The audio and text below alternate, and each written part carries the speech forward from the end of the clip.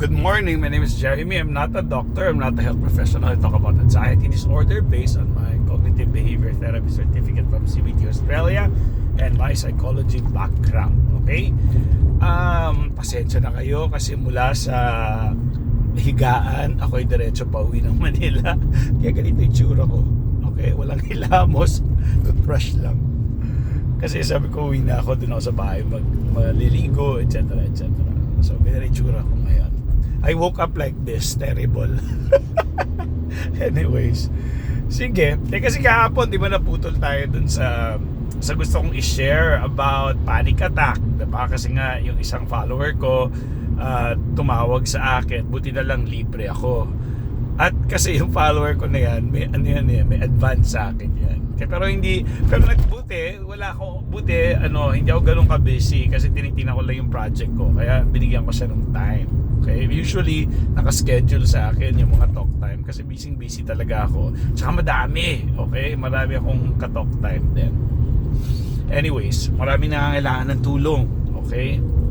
Pero tama yun kasi kung kaya nyo naman magbigay, sandali lang yan. Kailangan ng kaalaman, mga 4, 5, 6 sessions. Yun lang yun, no? Ako, hindi naman ako nag-charge. Hindi ako nag-charge niya bibigay ng presyo. Parang ang donation siya depende sa kakayanan ninyo. Pero syempre, alam ko ang presyo kasi ng ganitong service. Mahal talaga ito. Yung isang malaking ospital lumalabas kung ito total mo yung assessment. Tsaka yung 6 session nila lumalabas parang kulang-kulang 6,000 ang kanilang talk time, ang kanilang therapy, no? Isang session yon. Pero pareho rin sa nakuha ko, yung cognitive behavior therapy. Sa kanya sa States niya kinuha pero online. Ako mismo punta ako ng Australia, doon ako nag-aral. Kaya medyo mahal talaga yung ginastos ko doon. Just to help people kasi hindi ako therapist I'm not practicing psychologist. Klarong-klaro naman yan. Matagal ko sinasabi sa video. Kaya ako, legally, ang ginagawa ko na lang, coach lang para makipag-usap ka lang sa akin. Now, more of donation. Hindi ako nagsasabi ng presyo. Bahala kayo kung magkano, kung okay naman, kung kaya ko yung time din. Siyempre prioritizing kasi ang dami rin nangangailangan diba? Ganun lang naman talaga. Minsan nagbibigay ako ng libre, depende sa follower ko kung talagang justified. Like for example, estudyante siya talaga, wala silang source talaga, yung mga ganon.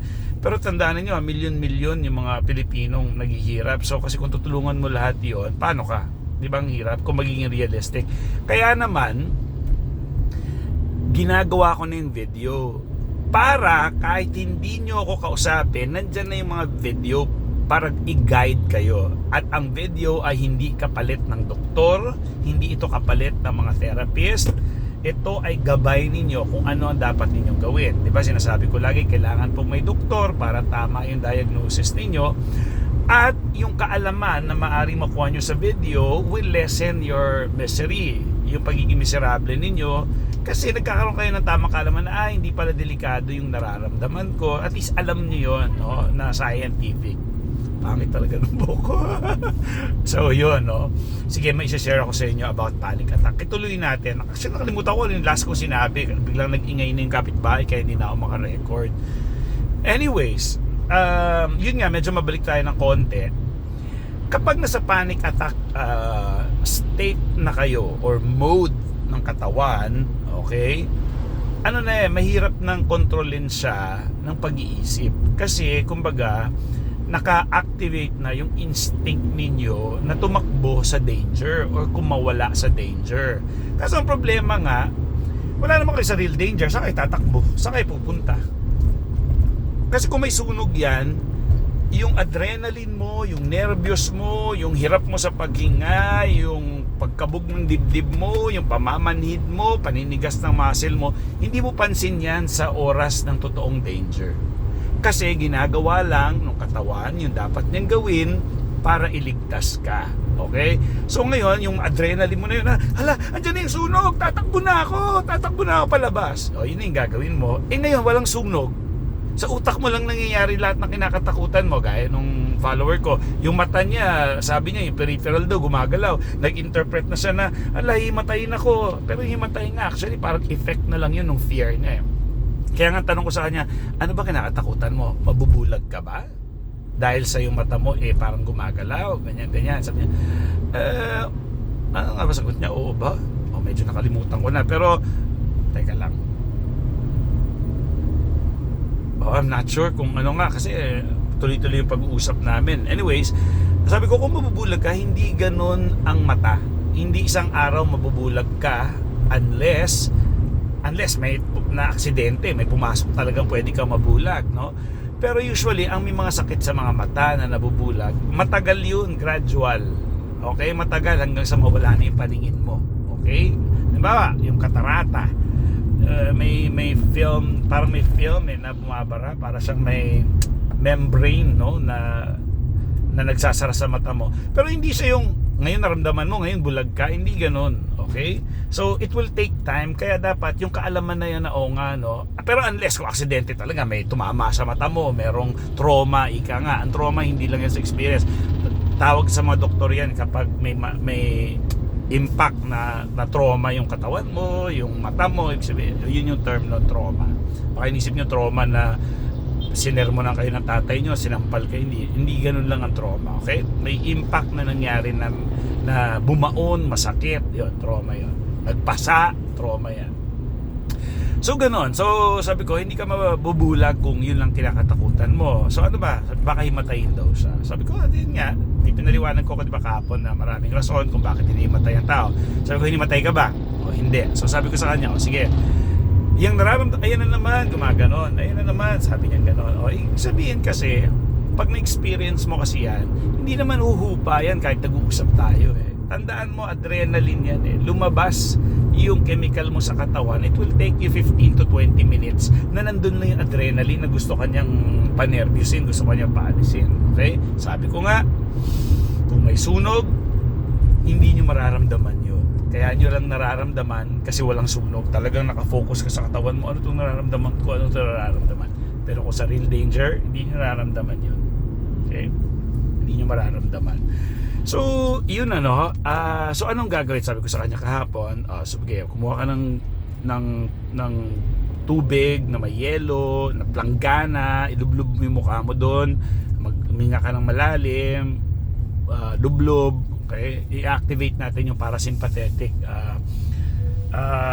system mo. Ibig sabihin yung parasympathetic, yun yung pang parelax ng katawan. Kung kaya kang panervyusin ang katawan mo dahil sa yung mga sa totoong danger or sa katang isip lang or perceived, then pwede mo rin gamitin yung katawan mo para pa kalmahin ka. Yun yung tinatawag na parasympathetic nervous system. Meron ding sympathetic. Yung sympathetic, yun yung pang fight, flight, freeze. Yun yung pang nervyos. Yung parasympathetic, yun yung pampakalma. Okay? Halimbawa, isa sa mga pampakalma, yung mahigpit na yakap. Nagkakalma yun. Kaya yung mga baby, di ba, pag umiiyak, yakapin natin, kumakalma sila. Kasi merong, kapag nakayakap yun, naglalabas yun ng mga chemicals na nagpapakalma.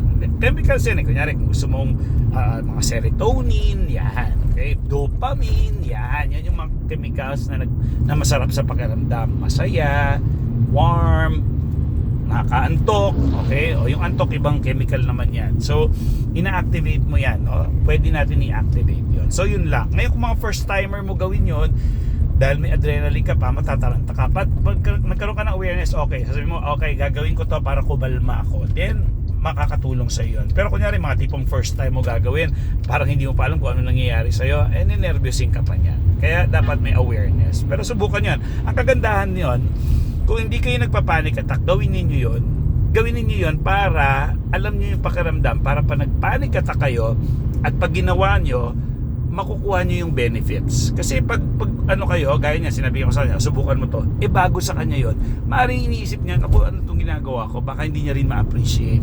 Pero pinaka the best is habang hindi kayo nagpapanik, subukan yung gawin ngayon yon.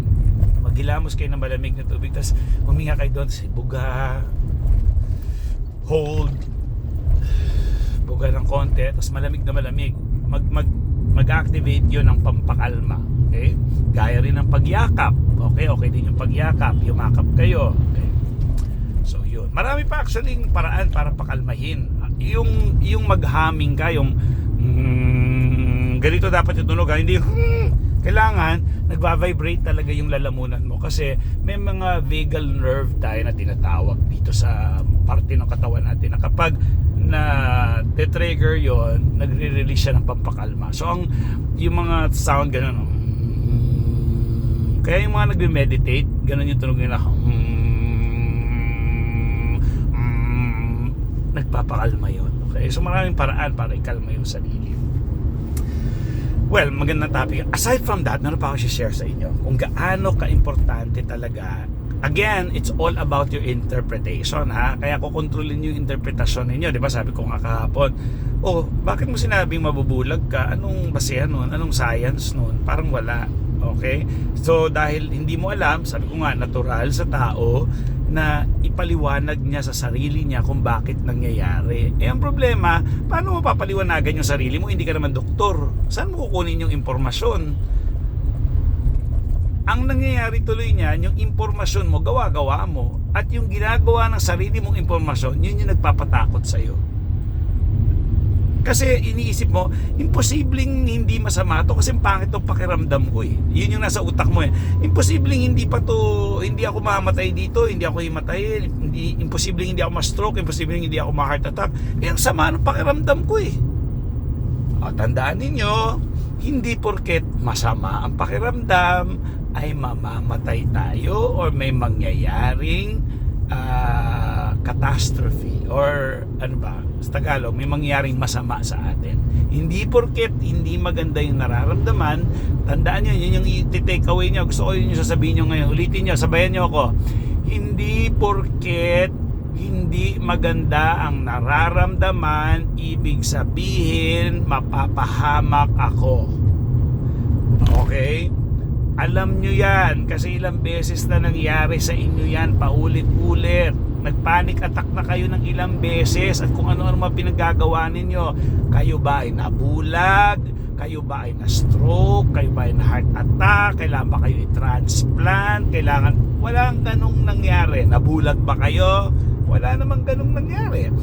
So meron kayong katibayan na talagang yung hindi porket maganda, pangit yung pakiramdam ko, ay may kapahamakan na mangyayari sa katawan ko. Walang ganon. Okay? Tandaan nyo yun, ha?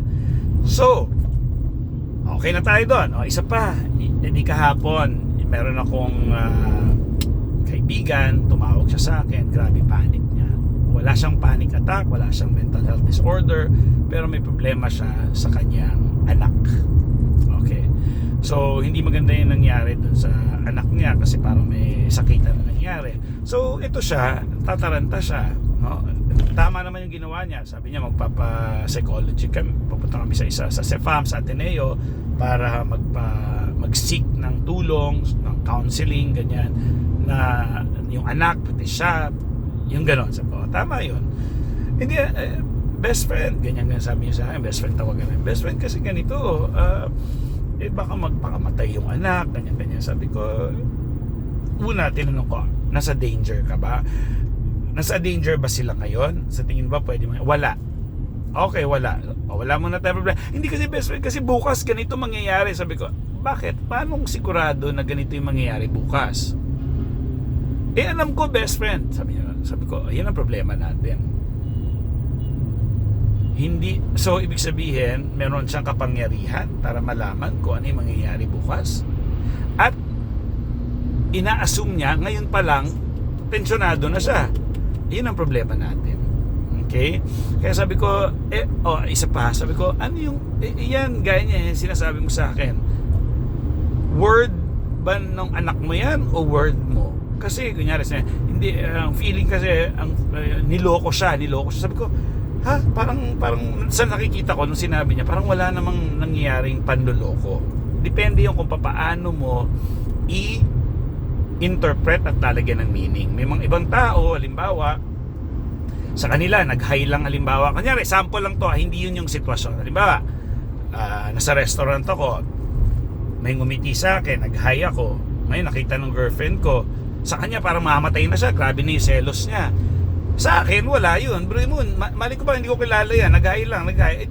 Malay mo kung laking states yan na nag-hi kahit sino masalubong.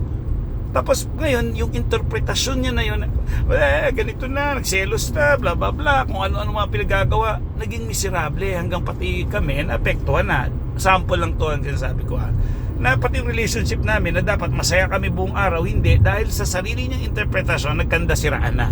Yan ay kung totoo pero yung iba syempre talagang manluloko. So gagawa siya ng parang, hindi ko kilala yun. Ang sitwasyon natin, kung talagang totoo na wala namang problema, ginawa ng problema, at saan ang galing yon? Sa sarili niyang interpretasyon at sa sarili niyang paglalagay ng meaning. Okay? Yung high ng babae na yon sa akin, sa kanya, agawan na siya ng boyfriend. Ano na siya, yung mabubuhay na siya mag-isa, mabubuhay na siya miserable dahil doon sa interpretasyon niya na yun. Okay? So naging miserable. So sabi ko, ang importante ngayon, kinakatakot mo, baka nasa danger yung bata, danger, baka daw baka mag-suicide or lumayas, ganyan. O sabi ko, di bantay-bantayan mo kasi importante yun. Okay? Importante yun. So dapat nandiyan kayo para, pero kunyari tanggalin mo na yung mga sermon kasi wala nang silbi yung sermon na yan. May edad naman na, alam na yan. So just be there. Ngayon hindi din natin alam kasi baka may mga hindi natin alam kung ano, kasi hindi ako pwede maging tumulong sa kanila talaga. Pwede ako as a kaibigan kahit ginawa na usapan namin, pero hindi ako pwede magbigay ng mga parang ina-apply yung psychology sa kanila kasi bias yun bawal sa amin yun ethically. Although I'm not practicing, nagsalita lang ako bilang kaibigan. So sabi ko, just be there with your child. Bantayan mo lang, check mo from time to time. Dapat walang moment na maaring mag-suicide or whatever. Kaya check mo maigi from time to time. Wala tayong magagawa dun wala kang kasalanan dun. Kahit yung mga pamilya na ganon, alam mo pakamatay ka sa harapan ng mga tao, hindi naman talaga't magtatago so wala tayong magagawa. Masakit talaga yon, pero ganon. Pero wag sana dapat. Pero kasi ang problema minsan, iniisip natin yung idea na magpapakamatay, minsan hindi naman pala tayo lang nag-iisip, yun din yung nagpapalala sa sitwasyon. Kasi mamaya hindi naman pala talaga magpapakamatay yun, pero tayo baka magpakamatay, baka ganito, baka ano na mangyayari. Naging miserable ka na. Naging miserable na yung buhay mo. Kaya yung sinasabi ko na tingnan mo rin yung pag-iisip mo, kasi baka naman walang ganun ikaw magagawa, o paano na buhay mo ngayon. Siyempre takot ka na lagi kasi mapapakamatay. Paano kung hindi? As in, hindi naman talaga mapapakamatay. So ngayon pa lang na problema ka na, di ba? So yun yung gusto kong sabihin sa inyo, na aside from panic attack, bago ka mag-panic attack, may mga nangyayari na sa isip mo na ang problema yung mismo mong pag-iisip. Hindi lang ito hindi lang ito sa mga taong may mental condition Kahit ang normal na walang problema, na walang mental condition, ganun tayo mag-isip. Minsan nagka-catastrophize tayo. Gaya niya, yung mga selosan, tapos hindi pala talaga totoo, nasisira yung relationship dahil sa selosan. Sa'yo pa lang sa sarili mong interpretasyon, hindi na ako mahal, may babae, niloloko ako, mga ganun-ganun. Hindi naman pala, wala namang panlolokong nangyayari, pero dahil nasa isip mo yun, nagmamanifest sa katawan mo, syempre feeling mo niloloko ka, ngayon duda ka na ngayon sa tuwing gagawin ng lalaki yun o ng babae yun, kung depende kung ano ka, hanggang sa masisira na yung relasyon ninyo, diba? So mag-iingat kayo sa mga ganong bagay. May mga bagay-bagay din naman na hindi naman end of the world. Magbe-break kayo, halimbawa, pag nag-break kayo, makakahanap ka ng mas mabuti, na mas maganda, parehong side. Dahil nag-break kayo, hindi porket nag-break kayo, end of the world na. Ang mga tao, kaya nagbe-break, kasi nakakahanap sila nung tamang tao para sa kanila. Kayo ba? Porket nakita mo na yung asawa, yung maging boyfriend mo ngayon, yan na yung forever mo? Pwedeng hindi. Pero hindi porket nag-break, end of the world na. Kasi sa iba, yung iba nagpapasalamat sila, buti na lang nag-break kami noon. Kung hindi ko makikilala tong asawa ko ngayon. Diba, ang ganda ng storya. Kung ganun yung pag-iisip ninyo, then hindi kayo masyado miserable. Hindi ganun, okay lang yung masaktan kayo, process. Kung talagang niloko kayo, niloko nyo talaga ako, sige, damdamin mo, umiyak ka, malungkot ka, naloko ka okay lang yun. Yun yung tinatawag na it's okay not to be okay. At i-process. Nasaktan ako hindi umiyak ka, nasaktan ka Ang tao, may stages yan. May grieving, eventually may acceptance na, may mga ganun yan. May denial pa yan. Tingnan nyo yung stages of grief. Nandun yan. May may angry, galit ka pa, hanggang bandang uli, acceptance na. Ganun naman ang tao. Tandaan nyo lang ang mga bagay-bagay nagbabago. Segundo lang nagbabago Minuto lang nagbabago Diba? So, tipong halimbawa, ganyan, galit na galit ako. Galit na galit ako halimbawa sa nanay ko. Tapos bigla ako na-realize, ay, kaya niya pala ginawa yun kasi may ganon. Biglang magbabago na yung galit ko. So, depende yun sa mga pumapasok na information sa isip ninyo. Okay? So, ang haba ng video, sana makatulong ito sa inyo. And yung mga taong gustong makipag-usap sa akin, ako po ay may tinatawag na, sabihin na natin parang donation siya. Okay? Kasi hindi ako nagcha-charge Kayo magsasabi sa akin kung magkano kaya ninyo, ganun. Ngayon kung kaya naman, pero kunyari, mas mahal pa yung, kunyari, sabihin nyo sa akin ganitong presyo, tapos para mas mahal pa yung sibuyas, para mas mahal pa yung kilo ng sibuyas sa pakipag-usap mo sa akin, yung oras ko, busy rin naman ako. Diba? May mga ganun minsan Yung alam mong may kaya naman pero talagang madamot, yung gusto niya siya lang. Ayoko lang ganun kasi ako nagbibigay nga ako ito, pero mo nag-i-effort ako, nag-deliver ito. Tapos ikaw madamot ka para sa sarili mo. Tapos ikagagaling mo rin naman yon. Okay? Pero kung talagang tipong wala, ikaw ay estudyante, walang-wala talaga, yung totoong walang-wala. Kasi kahit ako nung estudyante ako, malaki ang allowance ko noon, kahit mahirap lang kami. Ang allowance ko nung college ako, parang 250 pesos. Daily. Kahit naman sa 250 ko na daily, nung panahon ko na yun, makakaipon na ako para lang magte-therapy. Pero kunyari, sasabihin mo lang sa estudyante ako na gano'n, hindi rin ako naniniwala doon. May matalino rin naman ako Ngayon kung estudyante ka, magsakripisyo ka kung gusto mo gumaling. Ganun lang. Kung lalo na kung sweldo mo, mga 250 naman, 300. Diba? Sinasabi ko lang estudyante, yung tipong estudyante na galing talaga sa mahirap na pamilya, talaga hirap na hirap siya sa buhay niya. Yun, mga ganon, ibigay na natin dun sa mga mahihirap talaga na hindi kaya. Okay? Ngayon kung medyo kaya mo naman, pero ayaw mo magsakripisyo, hindi ikaw para sa akin. Hindi ikaw yung gusto kong tulungan. Yung tinutulungan ko lang, yung talagang walang kaya, hindi kaya. Meron nga akong follower, believe ako Actually, marami. Nagugulat nga ako, minsan ako'y tumatanggi. Minsan, hindi, wag ka na magbigay. Kasi alam ko mahirap talaga Pero sila yung mga generous. Tataka nga ako meron pa isa, sabi niya sa akin nung kailan, Sir, yung 500 dyan, pamasko ko sa'yo. Alam mo, parang nahiya ako na parang, talaga, parang, ano lang to, tricycle driver. May pamilya pa. Kaya sabi ko, ang generosity ng tao, wala sa Pero mo tricycle driver, bibigay pa sa ano sasabihin ko, hindi, wag na. Dati gumagano ko, pero kasi minsan ang sarap din kasi nung feeling na nagbibigay ka, na nag-effort ka. Minsan ibigay mo yun sa tao kasi dignidad nila yun parang natuwa ako. Tsaka yung hindi siya mahiya sa akin kasi parang iniisip niya, nagbigay naman ako parang alam mo yan, parang hindi niya kailangan magmakaawa kasi nagbigay siya. Alam mo yan, kung hindi nyo naintindihan yan, basta may mga ganong sitwasyon, na sometimes you accept kahit hindi mo kailangan. Kasi ito, sample. Ako nito, seminarist. Hindi ako seminarista. Nag-try ako pumasok ng pag-voxem yan sa Ateneo. Dito sa may San Jose, dito sa Manila. Alam mo yung sabi sa akin ng isang seminarista, pare, huwag kang magpapakabusog. Ano yun, yung lugar na yan sa may Bulacan parang payatas, tapos meron pa talagang depressed area, talagang tapunan ng basura malayo pa, may ganung lugar dun tapos dami langaw talaga. Tapos yung mga seminarista yayaman, mga atinista talagang mayayaman sila, galing sila sa mayamang pamilya. Sabi sa akin, pare, huwag kang ngayon tuwing linggo doon, mag-i-invite yung mga families na pumasok kami sa mga bahay nila, kakain for lunch, ganyan. So hiwa-hiwalay na kami kasi kanya-kanyang bahay. Kasi pag hindi ka nagpunta sa bahay nila, magtatampo sila. So, biruin mo, naghanda nga naman sila, tapos hindi mo pupuntahan o hindi ka kakain. Magtatampo sila. So, yun yung, minsan, magbibigay sila, tatanggapin mo kasi that will make them happy. Yun, meron nga sobrang dami talaga ng langaw, nakipag-agawan ka sa langaw. Pero nakita ko yung mga seminarista, yung mga turista, wala silang pakialam sa langaw. Akala mo walang langaw, kumakain ng ganun.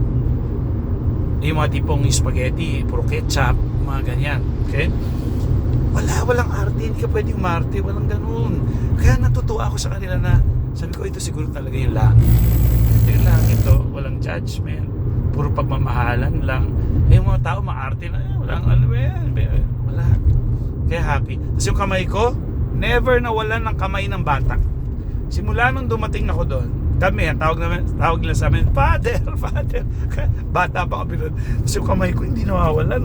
Alam mo yung pagod ka na sa kahawak, sila umahawak talaga Talagang gusto nila, gano'n, kahawak sila sa kamay mo. Yung, hindi ka malang makakulangot kasi may hawak nila yung kamay mo. Dami, alam mo yun. So gano'n, you give it to them kasi that gives them the dignity, the happiness, na sila mismo. Di ba ang sarap kasi ng pakiramdam na nagbibigay ka. So, di ba, mayroon nga sabihan na it's better to give than to receive. Tama naman, no? Kaya if you have that, at tandaan niyo ha, hindi lang to sa pera pinag-uusapan. Kung kunyari, community. Kunyari, merong biglang si barangay, merong, kailangan natin maglinis ng barangay, kailangan ng volunteer. Gawin niyo yung mga ganun kasi masarap sa pakiramdam yun. And there's meaning, no, na may silbi ka, na tumutulong ka sa komunidad. At alam nyo ba, ang nagpapahaba sa buhay ng tao base sa science ay community. Okay? Ang community, rin ba? Simbahan, community yan. O yung barangay ninyo, meron kayong mga project na clean up sa dagat, community yan. Okay? So hindi ko na patatagalin, dapat diagnose kayo ng doktor, share nyo yung video para marami tayong matulungan. Okay? Merry Christmas guys. Alam niyo, birthday ko pala sa December 20, ngayong Miyerkules. Wala lang, gusto ko lang sabihin. Bigyan naman. Okay, Merry Christmas, bye.